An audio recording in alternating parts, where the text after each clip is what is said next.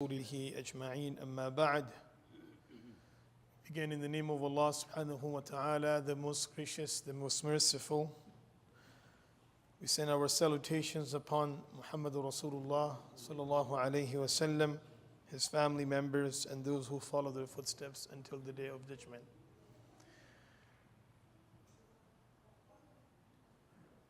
Allah subhanahu wa ta'ala has given this believer opportunities through which he can get closer to Allah subhanahu wa ta'ala.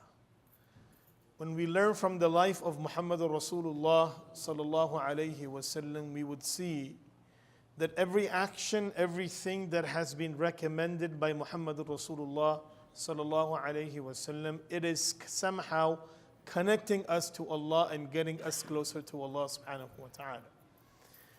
From the hadith that we will share today is about companionship. One of the things that we find in our social media outlet is many of times people will just open up their Facebook or Twitter or Instagram and they will start scrolling down through their feeds. Some video that they have watched in the past, so it will recommend to watch a video similar to that one. Some posts that you have liked in the past, it will give you recommendation about certain things. So today's lesson is about you are what you feed. And that is when we start browsing different things that are beneficial to us, either in this dunya or in the life of your after. These feeds, they will be a motivation. They will be a motivator for us to go and do those actions. The Prophet ﷺ said in the hadith, إِنَّمَا مَثَلُ الْجَلِيسِ الصَّالِحِ وَالْجَلِيسِ السُّوءِ.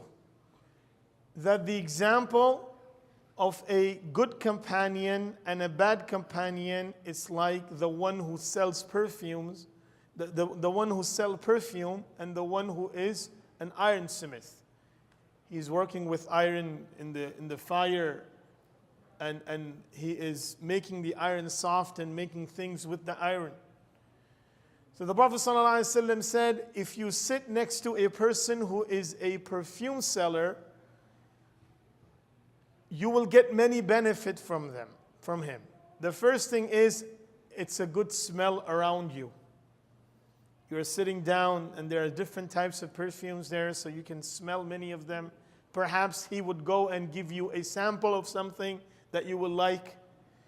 Or you would buy something that you would like, and that will give you happiness, that will give you joy, because purchasing a good fragrance makes a person very joyful.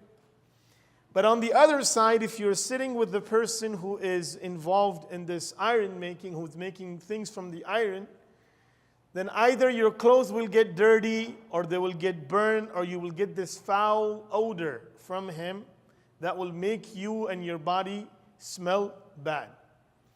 So when a person sits in the good company, he gets encouraged to do good action. When a person is going through his feeds, either it's in Twitter or it's on Twitter, Facebook, or any other social media outlet, and the videos that he has watched in the past, he's getting the same recommendations.